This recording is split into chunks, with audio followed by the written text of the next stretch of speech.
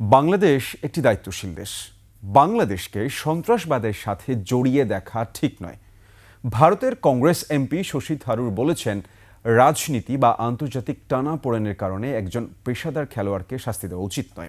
মুস্তাফিজকে IPL থেকে বাদ দেওয়ার সিদ্ধান্ত অযৌক্তিক ও লজ্জাজনক বলেও মন্তব্য করেছেন শশী থারুর। বিস্তারিত মাইনুদ্দিন মাসুদের রিপোর্টে। মুস্তাফিজুর রহমানকে স্কোয়াড থেকে বাদ দেওয়ার পর উত্তপ্ত হয়ে উঠেছে ক্রিকেট অঙ্গন। এরই মধ্যে টি-20 বিশ্বকাপে খেলতে না যাওয়ার ঘোষণা দিয়েছে বাংলাদেশ। এই প্রেক্ষাপটে ভারত বাংলাদেশের মধ্যে তৈরি হওয়া টানাপোড়েন নিয়ে ইন্ডিয়ান এক্সপ্রেসকে সাক্ষাৎকার দিয়েছেন ভারতের সংসদে পররাষ্ট্র বিষয়ক স্থায়ী কমিটির চেয়ারম্যান শশী থারুর। সাম্প্রতিক ইস্যুর পর ভারত বাংলাদেশের ক্রিকেট সম্পর্ক ভারত পাকিস্তানের মতো হবে কিনা এই বিষয়ে জানতে চাওয়া হয়েছিল শশী থারুরের কাছে।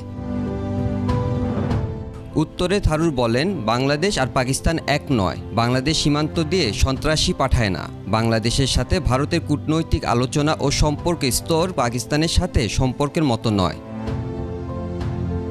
মুস্তাফিজকে নিয়ে নিজের অবস্থান স্পষ্ট করে শশী থারুর বলেন, এটি বিসিসিআইয়ের নিন্দনীয় সিদ্ধান্ত। এটি খেলাধুলায় অপ্রয়োজনীয় রাজনীতিকরণ।